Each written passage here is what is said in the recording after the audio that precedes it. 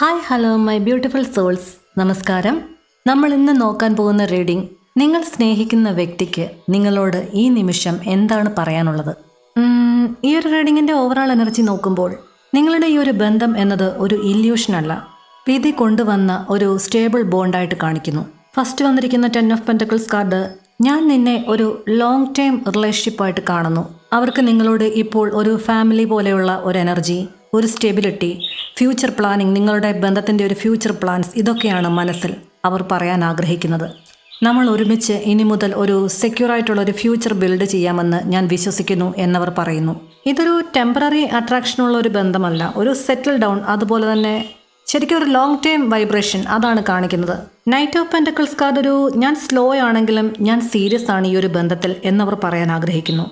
അവർക്ക് പറയാനുള്ളത്, ഞാൻ സ്ലോ ആയിരിക്കും, എൻ്റെ ചില പരിമിത സാഹചര്യങ്ങൾ കൊണ്ട് എനിക്കിപ്പോൾ സ്ലോ ആയി വരാനേ സാധിക്കുകയുള്ളൂ. കാരണം ഈ ഒരു റിലേഷൻഷിപ്പിൽ എനിക്ക് കുറേയേറെ കാര്യങ്ങൾ ചെയ്ത് തീർക്കാനുണ്ട്, തയ്യാറെടുപ്പുകൾ ചെയ്യാനുണ്ട്. അപ്പോൾ അങ്ങനെയുള്ള തയ്യാറെടുപ്പുകളെല്ലാം ചെയ്തുകൊണ്ട് ഒരു ഉറച്ച തീരുമാനം എടുത്തുകൊണ്ട് വേണം എനിക്ക് തിരികെ വരുവാൻ.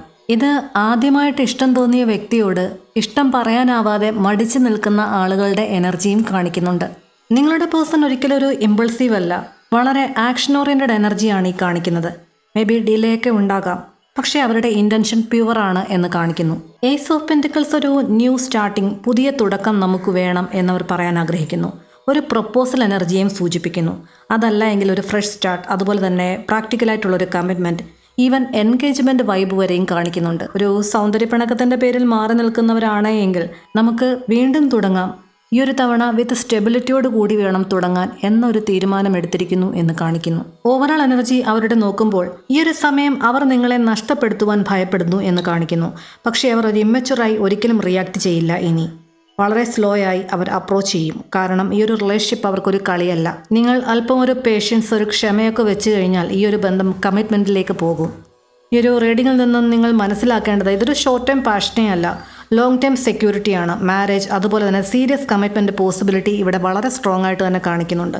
വന്നിരിക്കുന്ന കാർഡുകളിലെ എനർജി പറഞ്ഞു കഴിഞ്ഞാൽ എർത്ത് സൈനാണ്, ടോറസ്, വിർഗോ, കാപ്രിക്കോൺ വൈബാണ് കാണിക്കുന്നത്. അപ്പോൾ ഇതൊക്കെയായിരുന്നു നിങ്ങൾക്കുള്ളൊരു ക്വിക്ക് മെസ്സേജസ് എന്ന് പറയുന്നത്. ഈ ഒരു റീഡിങ്ങിൽ പറഞ്ഞിട്ടുള്ള എല്ലാ പോസിറ്റീവായിട്ടുള്ള കാര്യങ്ങളും നിങ്ങൾ നിങ്ങളുടെ ജീവിതത്തിലേക്ക് അട്രാക്റ്റ് ചെയ്യുക. നെഗറ്റീവായിട്ടുള്ളതും നിങ്ങളെ വേദനിപ്പിക്കുന്നതുമായിട്ടുള്ള എല്ലാ കാര്യങ്ങളും ഡിവൈന് മുമ്പിൽ സറണ്ടർ ചെയ്യുക.